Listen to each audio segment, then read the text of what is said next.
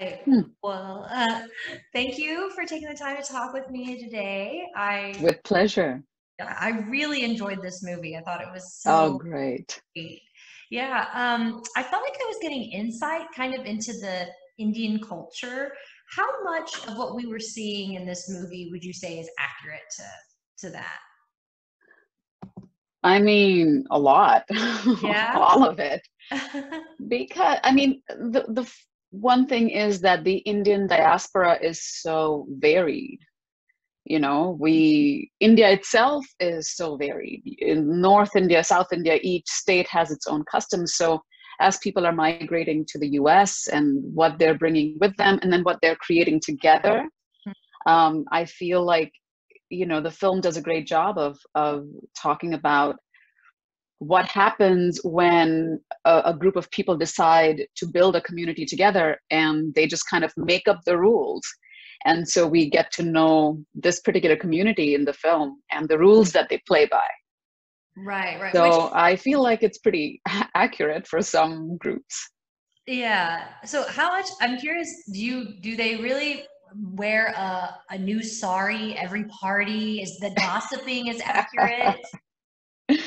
So I personally, in my life, am not part of any group like that. So I don't know that I can give you an insider's knowledge in that sense. But I wouldn't be surprised if there's some degree of that exists. You know, maybe Geeta heightened it for effect in the film. That would be a question for her. But I find that underneath that, what she's really trying to address is true for a lot of communities. Right, right. I also thought it was interesting how they kind of portrayed the marriages, I guess, like the women and men Hmm. marriages. There was that scene I thought was really funny whenever, the husband is asking his wife, "Oh, we need more cookies," and she's like, "Wait, do you not know where the kitchen is?" Like, um, I mean, that's a pretty typical dynamic in, I would say, South Asian marriages, but I feel like there's a lot of cultures around the world. And even though we live in the US and people think that the US is, you know, doesn't have so much gender bias, but we still do in the US. So I feel like that still exists no matter where in the world you are. Absolutely, yeah. Yeah. How important was it to portray kind of that equality message in this movie? I mean, personally, for me as an actor, I strive to do that whenever I can in the parts that I play. I've done many Pakistani dramas, and for me, it was very important that the parts that I played, even though sometimes they were written to be the woman who was left behind for a prettier blah blah woman, I never wanted to play, you know, in Hindi the word is bichari, the poor little thing who's like crying and sobbing after her man. I feel like now there are those women who feel like they have such little agency that there's nothing else they can do except for get the man back, because a lot of societies still function in a way that a woman can't really get anything done by herself. But for me, it was important to find the inner strength that's available for a woman. And I feel like in this film too, there is definitely a big part of, I mean, we patriarchy is kind of central to the film. So how we overcome that is the question for the ages. We're all still trying to figure it out.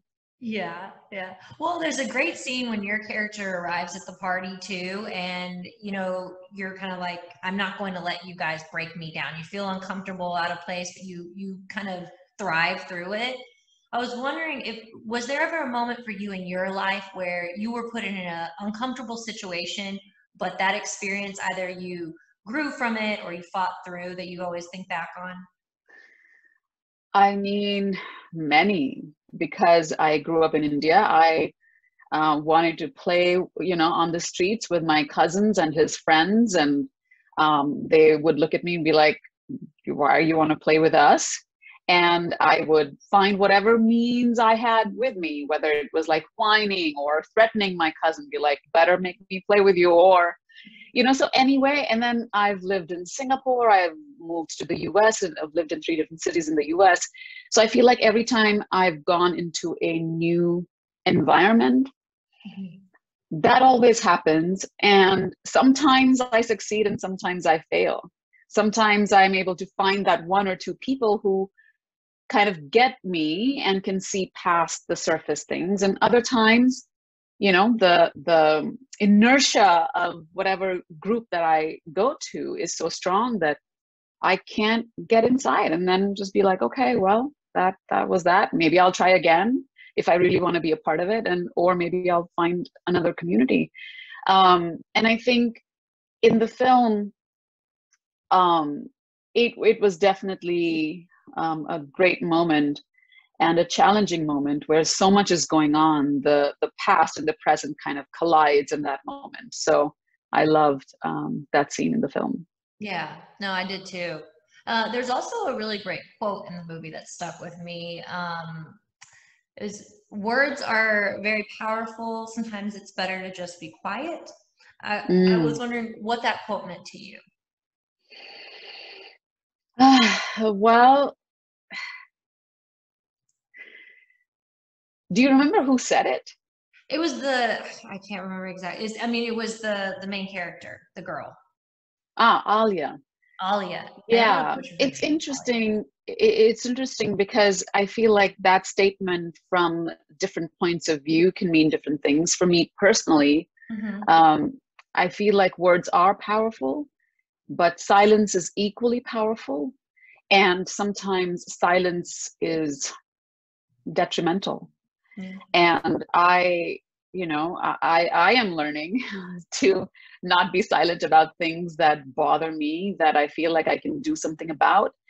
And I recently started learning how to sing. And it's very interesting to realize, my singing teacher said, our throat, our voice, right, where the voice is produced, sits between our head and our heart. So if the two are out of alignment, it directly impacts what you're able to say, how you're able to communicate, how expressive you're able to be. And so for me, I feel like if you're not saying what you want to say,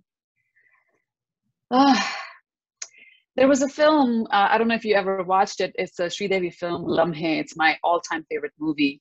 And, there's a love triangle, all that going on. And she asks a friend of hers, played by Anupam Kher, and she's like, I really love him. What should I do? And he says, when you're in love, so that's one example of, words, you should at least tell the person what you feel. The maximum that'll happen is they'll say no. And I find that there is such a cleansing and kind of like, I've said my truth. You don't like it, you don't have to take it, you can walk away. So words are powerful, but silence is dangerous. Yeah. I mean, in some ways, I feel like in the film, Sheila's silence, proves detrimental to her. Yeah. Most.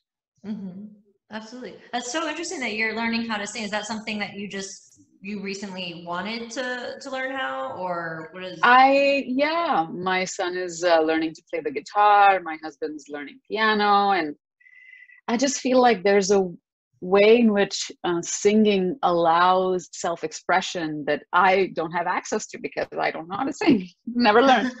So now I'm learning, and it's something else. It's a whole other world, and just like what it requires. I thought as an actor I knew, but singing is just a whole other thing. So I'm learning. Yeah. No, I wish I knew how to sing. That's the one talent that if I wish, like, I'm horrible. I would never do that to anybody, but you can learn. You can learn. Trust me. I'm now starting to learn just for my own pleasure.